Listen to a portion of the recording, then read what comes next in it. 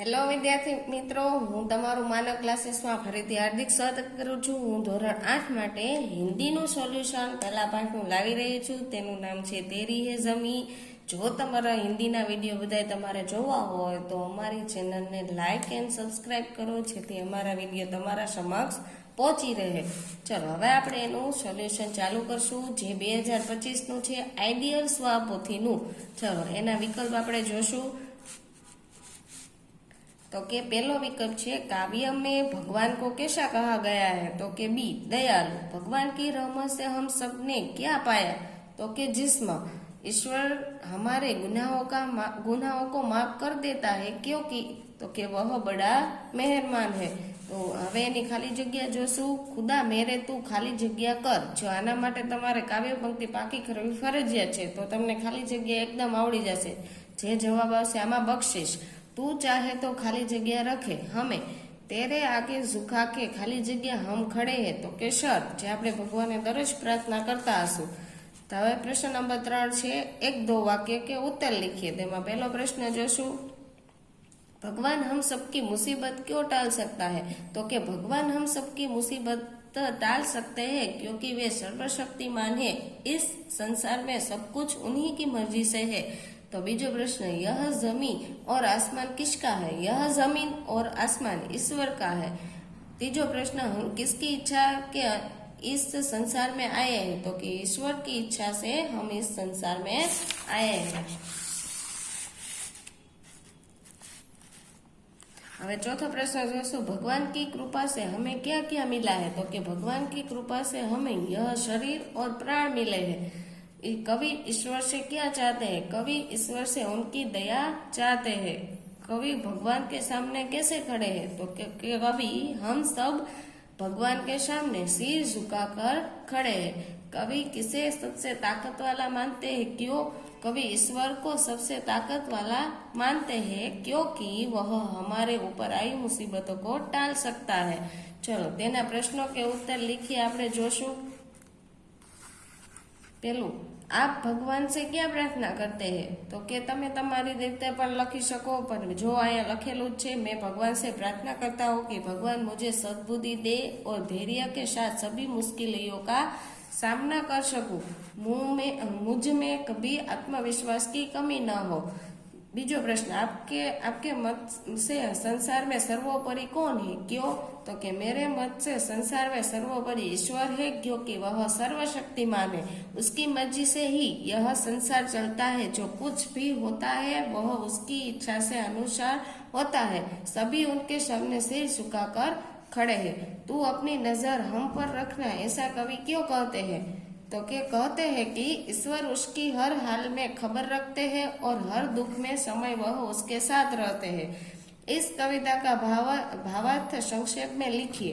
तो के એનો આપણે કવિતા તમને શું કહેવા માંગે છે એવું તમારે એનો ભાવાર્થ લખવાનો છે, જે આપણે વિચાર વિસ્તાર બુકમાં લખતા જ હોય છે કે 2 લાઈન આપેલી હોય તેના પરથી આપણે લખી છીએ, તે કે એવી રીતના જમા લખવાનું. કવિ ईश्वर से कहते हैं कि हे ईश्वर, आप बहुत ही दयालु है. यह जमीन और आसमान आपका ही है. हम पर अपनी दया दृष्टि सदा बनाए रखना. तुम्हारी दया से ही हमें यह जीवन मिला है. हम किस हाल में है यह खबर रखना. हम सभी आपके सामने सिर झुकाकर खड़े हैं. आप हर संकट को टाल सकते हैं. तो कि હવે પાંચમો પ્રશ્ન જોશું આપણે. कवि खुद से क्या कहना चाहते हैं, कवि खुद से कहते हैं कि ईश्वर सबसे बड़ी ताकत वाला है. वो चाहे तो हमें दुनिया में रख सकता है या मार सकता है. हम सब उसी की मर्जी से इस संसार में आए हैं, इसीलिए सब उनके सामने सिर झुकाते हैं. वही हमारी सभी मुश्किलों को दूर कर सकता है. वह सर्वशक्तिमान है. હવે છઠ્ઠો પ્રશ્ન શું છે જુઓ તમે. આપ ભગવાન से प्रार्थना किस समय करते हैं, क्यों, એ તો વિદ્યાર્થીએ પોતાની રીતે લખવાનો છે.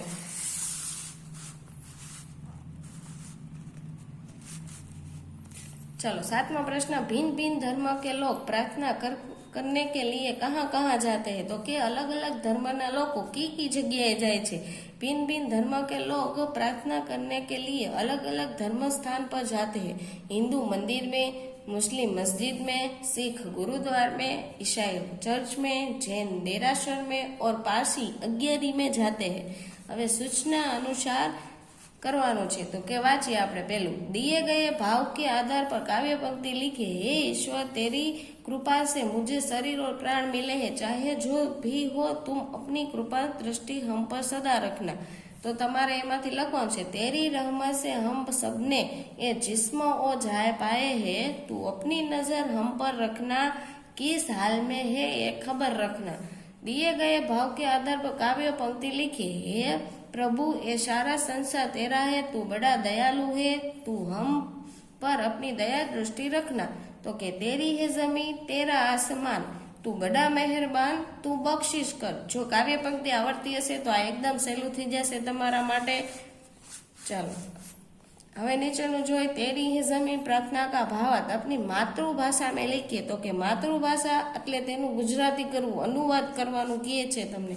તો ચાલો આપણે જોઈએ. તો કે કવિ ઈશ્વરને કહે છે કે આ ધરતી અને આકાશ તમારા જ છે, તું ખૂબ જ દયાળુ છે, જો અમારાથી કોઈ ભૂલ થાય તો અમને માફ કરજે, તમે બધાના છો અને બધા તમારા છે. હે માલિક, તારી ઈચ્છાથી જ અમે આ દુનિયામાં આવ્યા છીએ, તારી કૃપાથી જ અમને શરીર અને પ્રાણ મળ્યા છે, તારી કૃપા દ્રષ્ટિ અમારા પર સદા રાખજે, હંમેશા અમારી ખબર રાખજે, અમે બધા તારી સમક્ષ માથું નમાવીને ઊભા રહીએ છીએ. હે ઈશ્વર, તું સર્વશક્તિમાન છે, અમારા પર આવનારા બધા સંકટોને તું ટાળી શકે છે. ચાલો હવે નેક્સ્ટ જોઈશું પ્રશ્ન નંબર 6. તેમાં આપેલી છે કાવ્ય પંક્તિ પૂર્ણ કરવાની. જો તું ચાહે તો હમે રખે, અને આપણે પૂરી ક્યાં કરવાની છે? હર આફત કો ટાલે.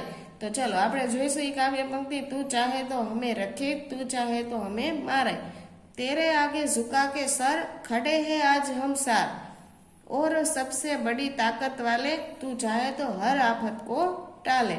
चलो તે પાઠના આપણે સમાનાર્થી હવે જોશું. તો કે બક્ષિસ તો શું થાય? તો કે ઉપહાર, માલિક તો ઈશ્વર, રહમત તો કૃપા, આફત તો મુશ્કેલ, જિસ્મ તો શરીર, આસમાન તો ગગન. ચલો તે પાઠના વિલંબ શબ્દ જોશું આપણે.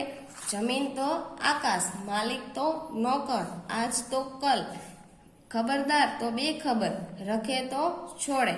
હવે છે વચન પરિવર્તન, એટલે વાક્યનું તમારે પરિવર્તન કરવાનું. ત્યાં તમે ઘણા ટાઈમ પહેલા જોતા 5મા ધોરણથી આવી રહ્યું છે. ચલો હવે આપણે કરીએ. મેને કવિતા લીખી. તો કે આપણે એને પરિવર્તન કરવાનું. તો હમને કવિતાએ લીખી, यह मेरी किताबें, ये हमारी किताबें है, इसे लड्डू दे दो, इन्हें लड्डू दे दो, लड़का खेल रहा है. तो કે એનું શું થાય? લડકે ખેલ રહે હૈ. मैं मुंबई गया था, हम मुंबई गए थे, लड़की पढ़ रही है, लड़कियां पढ़ रही है, पता हरा भरा था, पत्ते हरे भरे थे, यह नदी है. તો કે એ નદિયા હે.